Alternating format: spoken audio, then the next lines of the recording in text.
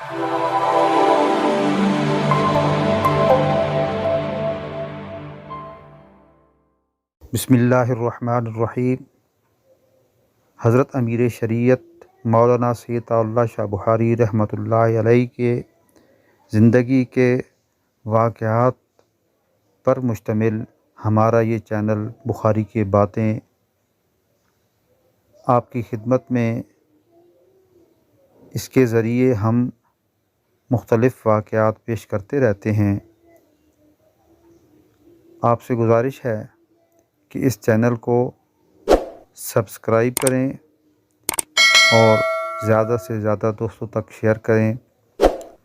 हज़रात मोहतरम, हज़रत अल्लामा सैयद मोहम्मद अनवर शाह कश्मीरी रहमतुल्लाहि अलैहि वो मुनफरिद शख्सियत हैं जिन्होंने कादियानियत के फितने की जहरनाकी को बरवक्त महसूस किया और फिर वो उसके इंसदाद के लिए अमली इक़दामात भी बरूए कार लाए। उन्होंने कादियान के अंदर जाकर इज्तिमा करने और वहाँ के मुसलमानों को कादियानियत से आगाह करने की तरफ ख़ास तवज्जो फरमाई। आप बारहा उलमाए कराम की जमात के साथ कादियान तशरीफ़ ले गए और इज्तिमाआत मुनक्किद किए और वहाँ उलमाए किराम ने ख़िताब फरमाया और तहफ़्फ़ुज़ ख़त्म नबूवत का परचम बुलंद किया। हज़रत अल्लामा अनवर शाह कश्मीरी अपने शागिर्द उलमा को भी अक़ीदा ख़त्म नबूवत समझाने के लिए वक्तन फ़वक्तन कादियान भेजते रहे। बरादरान मोहतरम, अल्लामा सैयद मोहम्मद अनवर शाह कश्मीरी ही ने मौलाना सैयद अताउल्लाह शाह बुखारी की तहफ़्फ़ुज़ ख़त्म नबूवत के लिए ख़ुसूसी मसाई को तहसीन की नज़रों से देखा और उनकी हौसला अफजाई फरमाई।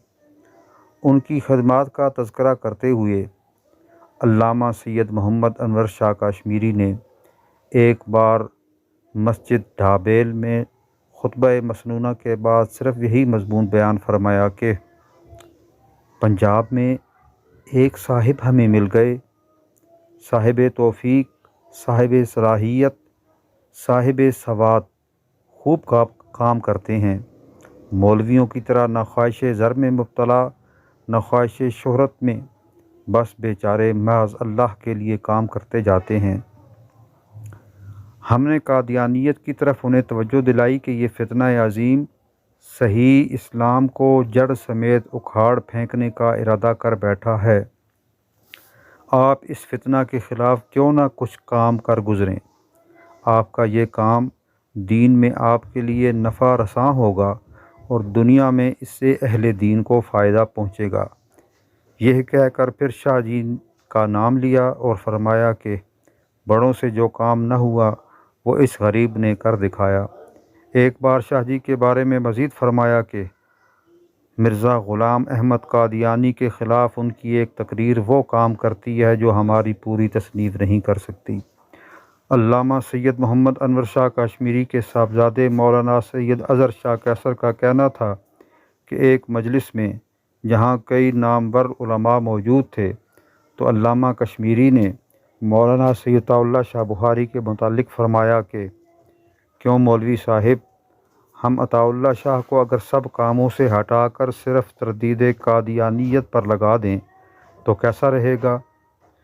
मौलवी साहब, ये साहिब वाकई मुखलिस हैं, बहुत मेहनती और बहुत ज़्यादा बहादुर हैं। उन्होंने पंजाब में चंद तकरीरें करके कादियानियत के ख़िलाफ़ एक आम जज्बा पैदा कर दिया है।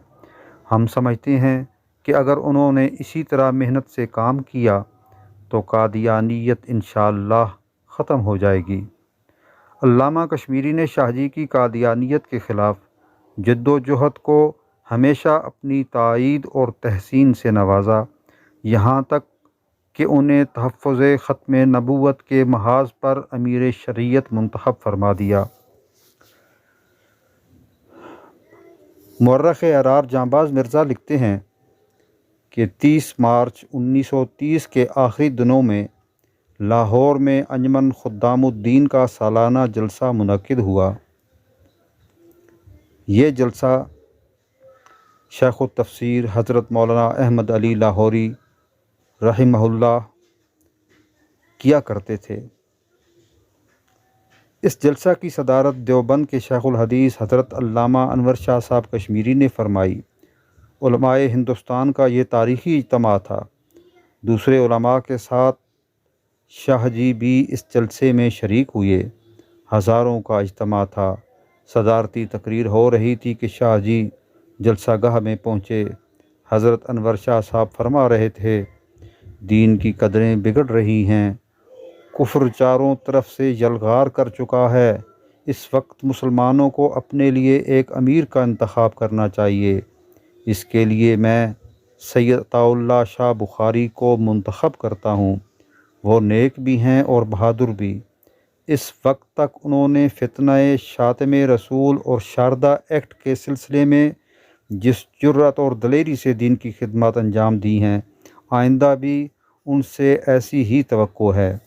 یہ کہہ کر حضرت انور شاہ صاحب نے اپنے دونوں ہاتھ شاہ جی کی طرف بڑھائے، مگر شاہ جی نے فوراً اپنے دونوں ہاتھ حضرت انور شاہ صاحب کے ہاتھوں میں دے کر فرمایا، آپ یہ نہ سمجھیں کہ حضرت نے میرے ہاتھ پر بیعت کی ہے، بلکہ حضرت نے مجھے اپنی غلامی میں قبول فرما لیا ہے۔